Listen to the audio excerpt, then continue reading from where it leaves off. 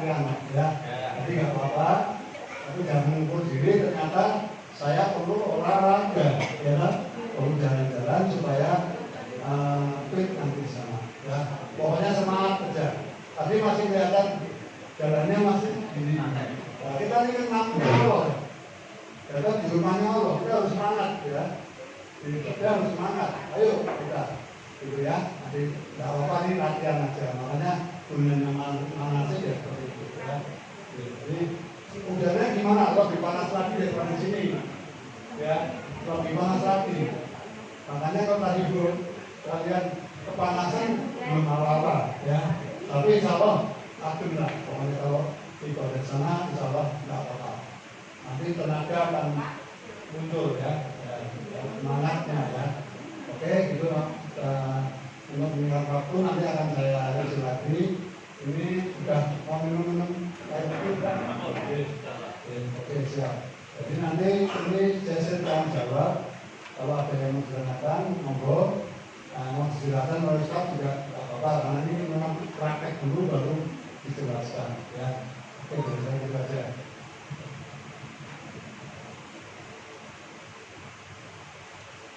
Bapak Ibu, kasih semangat. Semangat. Takbir. Takbir. Alhamdulillah semangatnya tidak kendor. Walaupun tadi sudah kita latihan panas-panasan, tapi sekali lagi ini belum seberapa panasnya. Jadi memang betul yang disampaikan oleh Pak Mahfir, kita siapkan fisiknya. Kalau ibu-ibu misalnya biasanya butuh obat, siapkan obat-obatnya. Sehingga pas ibadah itu insya Allah fisiknya fit, tidak ada halangan suatu apapun. Amin Allahumma amin. Bapak Ibu, tadi dari sekilas kita manasik sebentar, kira-kira gambaran ibadah umroh sudah ada nggak? Sudah ada ya gambarannya ya? Banyak gambarannya mudah. Sebetulnya ibadah umroh, kalau toh misalnya mentok-mentoknya nggak bisa, yang penting ngikuti pembimbing. Itu mentok-mentoknya. Yang penting ngikuti apa yang menjadi arahan pembimbing. Itu insya Allah sudah. Banyak tadi dari awal niat, labbaik Allahumma umrotan, ngikut pendamping, pembimbing, insya Allah selesai. Dan itu sudah dianggap sebagai ibadah umroh yang sah. Nah, tadi ada doa, ada macam-macam. Ini keutamaan untuk nambah keutamaan ikuti apa yang dicontohkan oleh Rasulullah SAW. Kalau panjenengan misalnya kurang mantap dengan doa yang ada di buku, monggo tambahin lagi. Karena doa yang diajarkan Rasulullah sebetulnya banyak. Itu kan sebetulnya ringkasan-ringkasan saja. Karena keterbatasan kita waktunya, sehingga kita diajarkan dengan doa-doa yang ringkas. Tapi kalau Bapak Ibu punya referensi buku banyak, doa-doa banyak, monggo nggak apa-apa. Wong di situ mumpung aji mumpung disampaikan ke Allah, minta apa saja, insya Allah dikabulkan oleh Allah Subhanahu wa Ta'ala. Jadi sekali lagi gambarannya sama tadi. Nah, monggo untuk selanjutnya mungkin sebelum saya tambahkan, ada yang mau ditanyakan dulu mungkin yang berkaitan dengan ibadah. Monggo ada, monggo Bapak. Jin.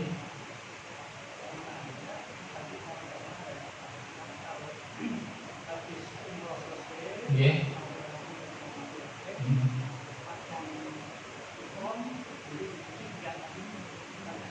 Oke.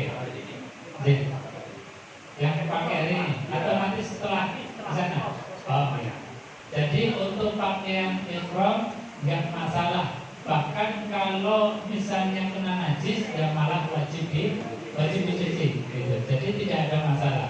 Ibu-ibu misalnya dengan pakaiannya yang sekarang dipakai untuk umroh, besok mungkin pakai itu lagi, nggak apa-apa kalau memang masih bersih. Kalau kemudian kena najis, ya dicuci dulu, baru kemudian kita pakai lagi. Persis seperti ihram misalnya, kok habis selesai umroh misalnya, ke toilet dilalah kecipratan najis, ya berarti harus dibersihkan dulu, dicuci dulu, gitu, supaya apa?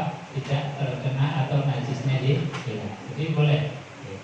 Enggak ada lagi? Oke, bentar.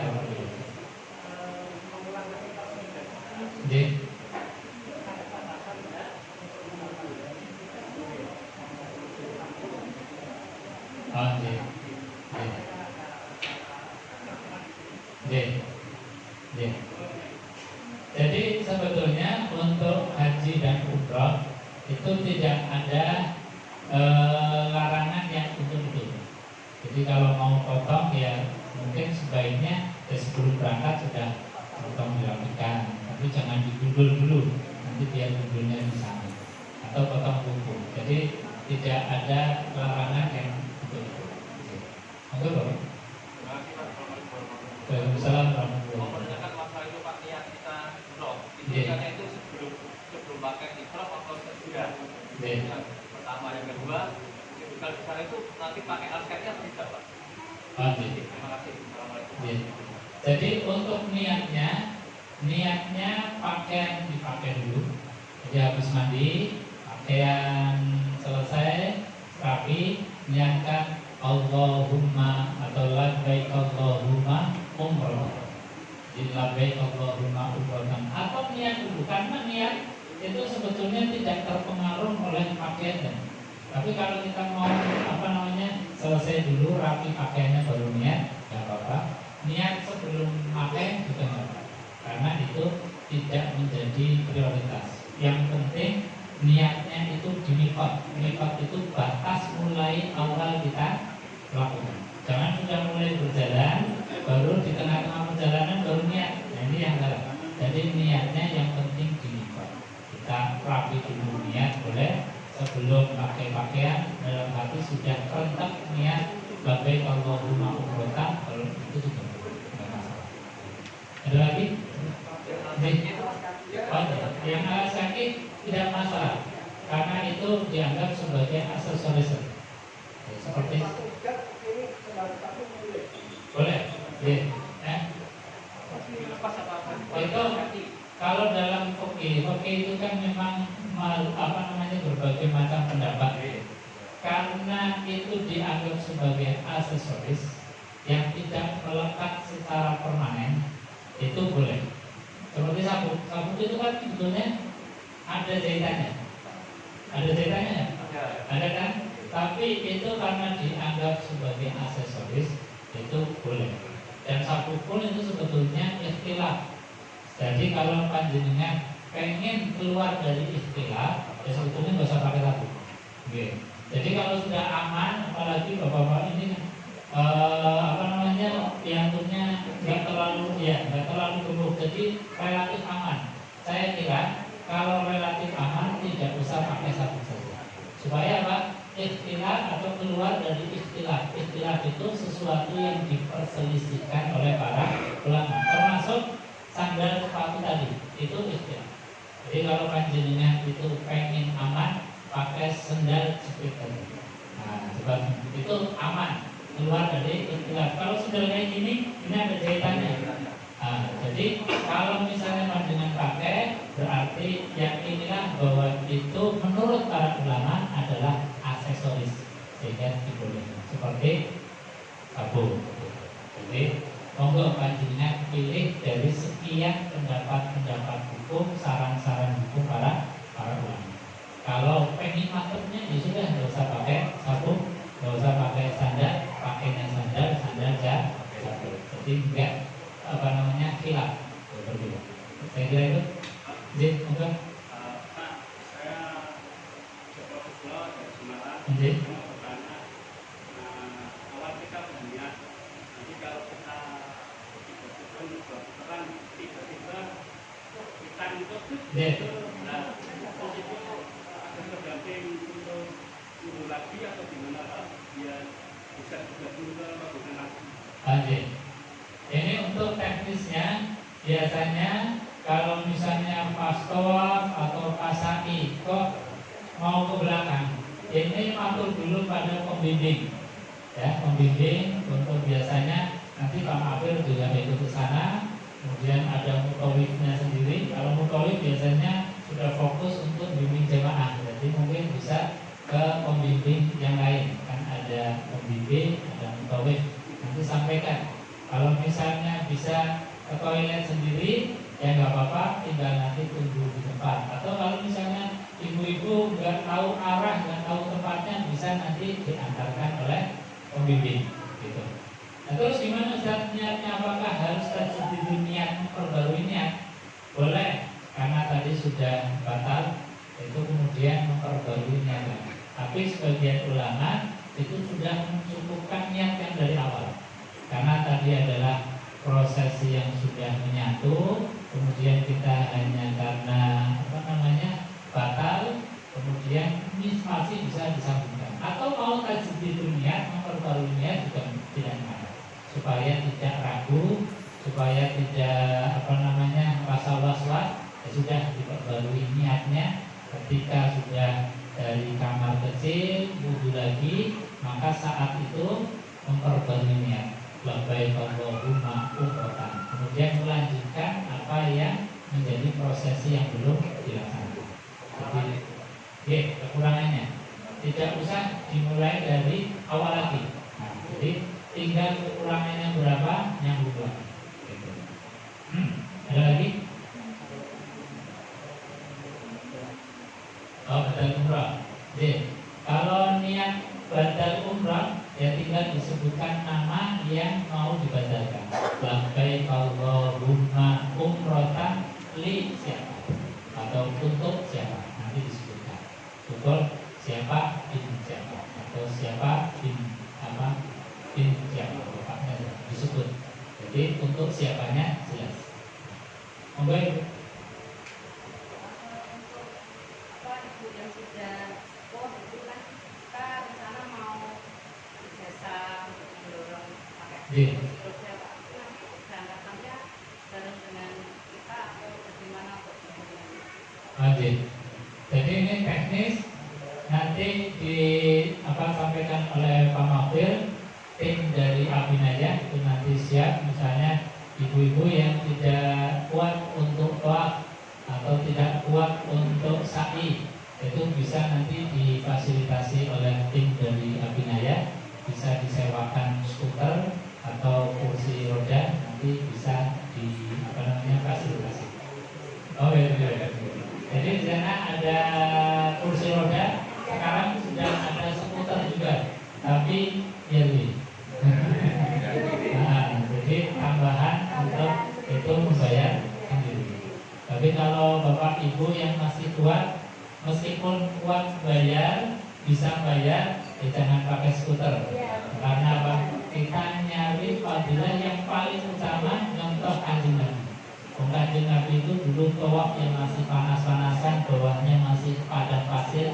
Ketika sa'i juga masih panas yang begitu luar biasa. Kalau kita sudah diiup-iupi, bahkan sudah ada blower AC-nya, tidak kurang-kurang, maka rasanya kalau sudah fasilitas yang enak, kok masih pakai skuter, itu rasanya kurang pas.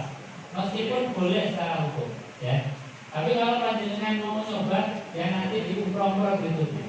Kan umroh itu biasanya beberapa kali yang difasilitasi oleh guru. Ya, umroh pertama, umroh kedua. Nanti kalau panjenengan mau umroh sendiri, berangkat sendiri, nggak apa-apa. Setiap hari mau umroh nggak apa-apa. Nah, saya dulu juga beberapa kali, mungkin 5 kali mengantar jemaah yang umroh, ayo berangkat cari tempat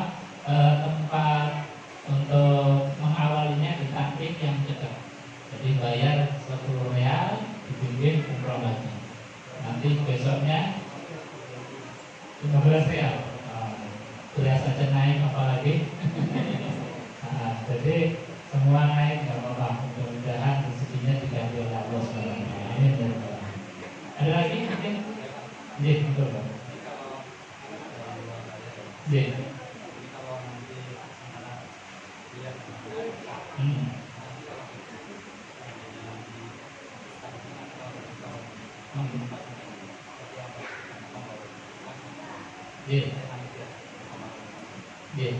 Jadi identitas kelompok itu pasti nanti ada dari Abinaya, nanti mungkin teknisnya dijelaskan oleh Pak Mafir. Yang jelas itu identitas kelompok ada, kemudian diusahakan setiap prosesi apakah tawaf, apakah sa'i, kita yang muda atau yang menjadi pendampingnya itu diusahakan jangan lengah. Jadi jangan lengah. Misalnya bapak membawa ibu diawasi betul. Jadi ibu disuruh megang di sini dibikinkan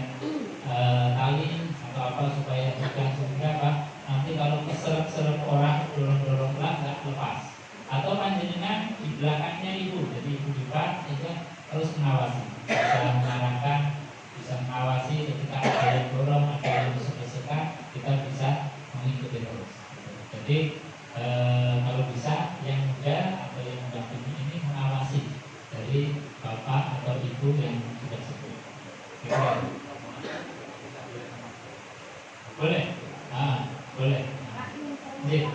Mau lari ke pulau mungkin. Nggih. Didampingi ya? Nggih. Didampingi di apa? Di Bengkulu. Nggih, umur berapa? Umur berapa itu? Umur itu masih tahun setengah sama Nggih. 6. Nggih. Itu bisa digendong atau Boleh kan sudah bisa jalan? iya bisa. Enggak Iya, aja ya. Yang kecil ya. Atau mungkin cari space yang kira-kira nggak terlalu bisa. Mungkin mau izin sama pembimbing, mungkin bisa yang agak longgar, atau bareng-bareng di kelompok tapi diikuti terus. Nanti kalau misalnya sampai itu bisa untuk Anaknya yang digendong. kecil. Oke. Ya. Nah, jadi dia apa namanya nyaman, gitu. Tidak terlalu sampai. Tapi kalau untuk rombongan nggak bisa. Itu misah nanti. Nanti bisa. Oke, tapi izin dulu pada atau apa namanya sambil yang agak longgar sampingnya gitu. Coba bisa. Masuk orang tidak pernah. Bapak kan sudah pernah ada Oke. kan? Dia pun Iya. Oke, enggak boleh. orang kan harus suci ya. Oke, Kita harus suci. oke. Kalau mana apa ya?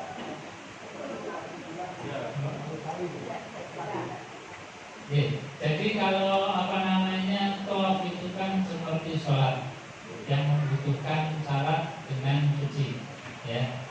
Maka ketika kita batal dan kalau kita ini orang Indonesia biasanya kan bermadzhab Syafi'i yang punya pandangan bahwa ketika kita sentuhan sama lawan jenis kaki perempuan menjadi batal, maka kita bisa intiqalul madzhab. Jadi kita mengikuti mazhab misalnya Imam Ahmad, ganti apa namanya pemahaman, pokoknya ya Allah saya mau umrah, saya mengikuti pendapat yang disampaikan oleh Imam Ahmad bahwa kesentuhan ini tidak apa-apa, tidak mengapa, tidak mengapa.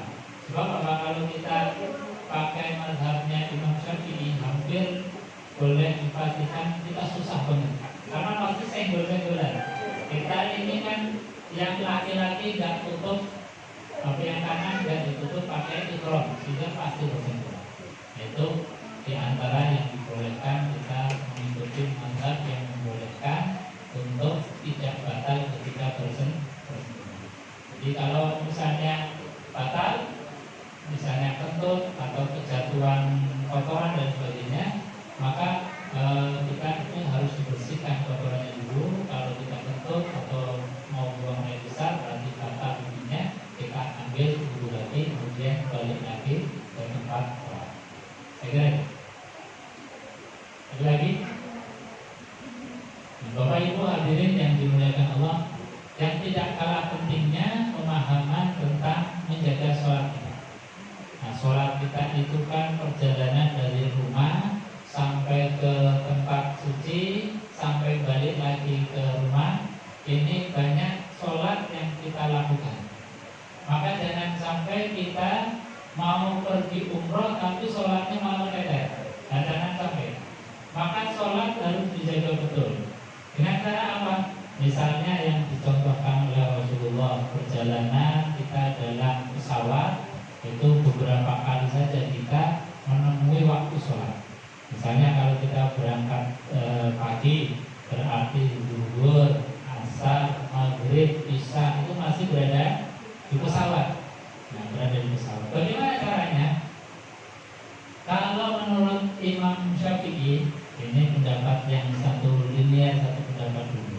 Dalam mazhab Imam Syafi'i itu sholatnya di pesawat itu sholat li hurmatil waktu. Namanya sholat karena waktu sudah datang, ya sudah kita sholat dengan sebisanya. Kita bisa wudhu ya wudhu, tetapi itu hampir tidak mungkin, susah. Maka kita mungkin diarahkan untuk tayamum, ya tayamum. Kemudian sholat di tempat sambil duduk. Nah, kalau mazhab Imam Syafi'i sebetulnya belum sah syarat sholat sambil duduk ketika sholat wajib. Karena apa? Nabi itu tidak pernah sholat wajib di kendaraan. Dalam hadis Nabi kalau sholat wajib wajib mesti turun ke kendaraan. Bisa cek di hadis-hadis bahwa Nabi turun ke kendaraan baru sholat dengan sempurna menghadap ke arah kiblat. Makanya Imam Syafi'i itu ketika waktu sudah masuk sholat, pilihannya adalah kita sholat dengan apa adanya. Bisa dijamak, bisa dikosor. Tapi itu sholat li hurmatil waktu. Nanti setelah tiba di tempat tujuan, misalnya di bandara atau di hotel, sholat yang tadi belum memenuhi syarat sempurna diulangi lagi. Tapi ini agak merepotkan. Kira-kira kalau sholat sudah diulangi lagi, ini berat nomor satu. Makanya boleh kita memilih mazhab misalnya Imam Abu Hanifah yang membolehkan sholat dalam keadaan di pesawat seperti kita nanti lakukan itu dalam keadaan rukhsah keringanan. Maka kita bisa ambil pendapat itu.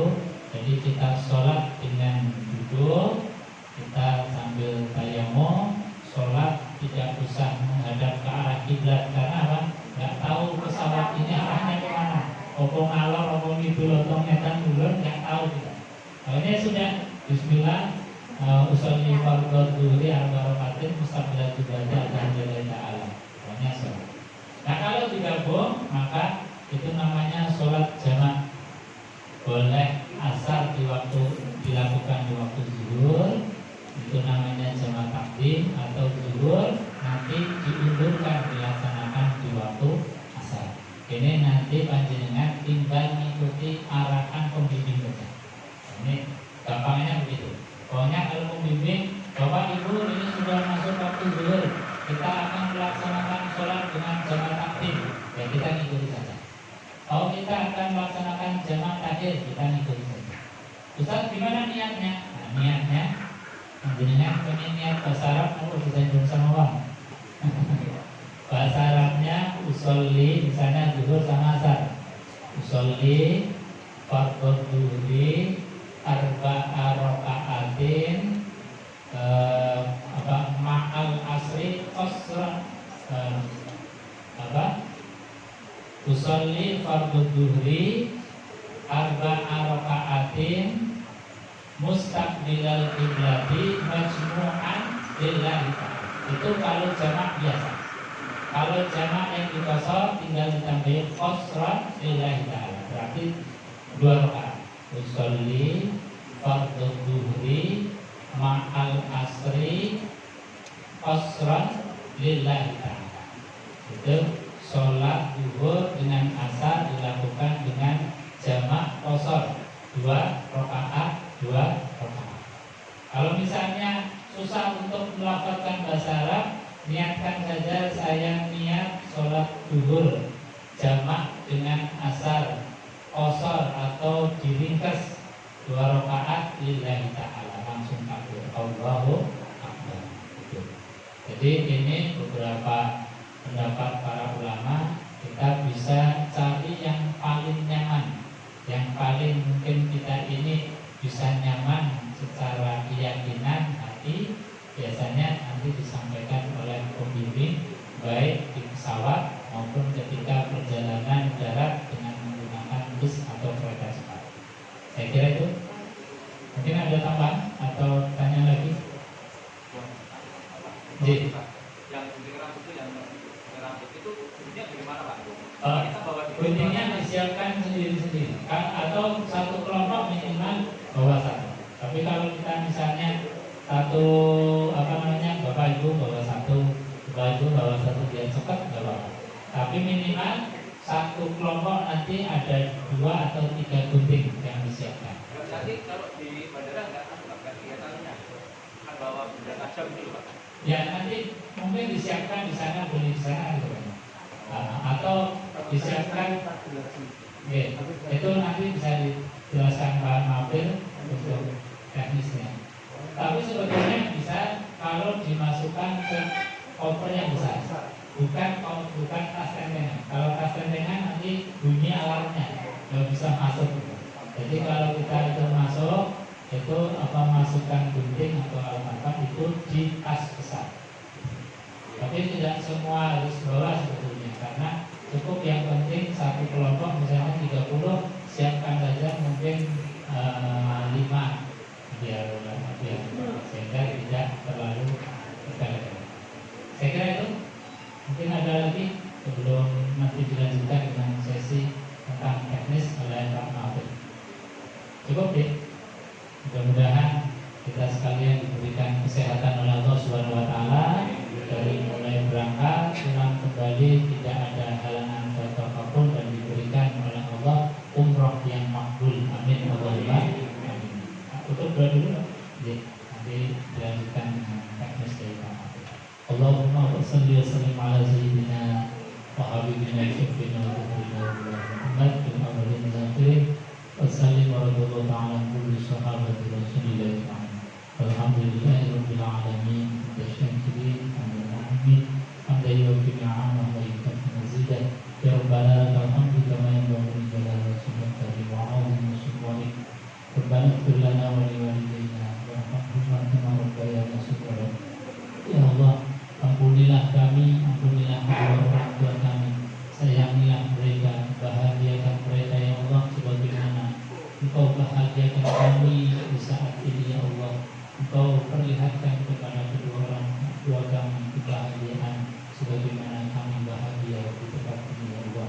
Rabbana hab lana min azwajina wa dhurriyyatina qurrata a'yun waj'alna lil muttaqina imama. Ya Allah, jadikanlah pasangan hidup kami, suami kami, istri kami, anak-anak kami menjadi permata hati di dalam keluarga sehingga keluarga bisa menjadi keluarga yang sakinah, mawaddah, warahmah. Allahumma ballighna ya Allah ila Makkah wal Madinah bi akhiril umrah ziyarati qabri nabiyina Muhammadin sallallahu alaihi wasallam bi suhulatin wa quwwatin wa sihhatin wa bururnaran wa sabamaran. Ya Allah, datangkanlah kami, sampaikanlah kami ke Masjidil Haram ya Allah untuk melaksanakan ibadah umrah dan berziarah kepada Rasulullah sallallahu alaihi wasallam dengan sehat, dengan kuat, dengan sehat, dan apa yang menjadi niat dan tujuan kami mudah-mudahan bisa terlaksana dengan baik ya Allah. Amin. Allahumma inna rizqi ya Allah fis samaa'i wa inna fil ardi fa'khudhu wa inna mawsiran fayassirhu wa inna ba'idan faqarribhu wa inna harraman fatahhir ya Allah. Ya Allah, berikanlah rezeki kepada kami. Andai kata rezeki kami masih berada di langit, maka turunkanlah ya Allah. Andai kata rezeki kami masih berada di perut bumi, maka keluarkanlah ya Allah. Andai kata rezeki kami masih jauh, maka mudahkanlah ya Allah. Andai kata rezeki kami masih susah ya Allah, maka mudahkanlah. Andai kata rezeki kami masih ada hal-hal yang bercampur dengan perkara haram, maka halalkan ya Allah. Birahmatika ya arhamar rahimin. Rabbana atina fid dunya hasanah wa fil akhirati hasanah wa qina adzabannar wa adkhilna jannata ma'al abrar ya aziz ya rabbal alamin. Wa sallallahu ala sayyidina Muhammad wa alihi washabbihi sallam walhamdulillahi rabbil alamin. Al-Fatihah. A'udzu billahi minasyaitonir rajim. Bismillahirrahmanirrahim. Alhamdulillahi rabbil alamin. Arrahmanir rahim. Maliki yaumiddin. Iyyaka na'budu wa iyyaka nasta'in. Ihdinas siratal mustaqim. Siratal ladzina an'amta 'alaihim. Bapak Ibu hadirin jemaah yang dimuliakan Allah, sekali lagi kami ucapkan selamat menjadi calon tamunya Allah. Mudah-mudahan memberikan umrah yang barokah. Amin ya rabbal alamin. Wa'alaikum minkum. Assalamualaikum warahmatullahi wabarakatuh.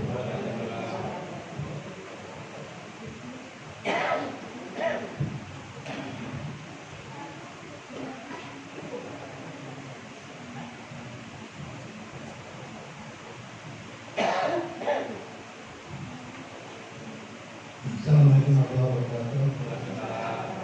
Masih semangat? Ibu-ibu semangat? Belum masih mulai. Semangat ya ini? Semangat ya? Oke. Jadi tadi setelah ada pemahaman sebentar dari Pak tentang lebih prakteknya dan pemahamannya ya. Nanti bisa dibaca. Intinya ya kita perlu mengikuti aja. Ya. Nanti di sana ada mutawif, ada pemimpin. Mutawif itu yang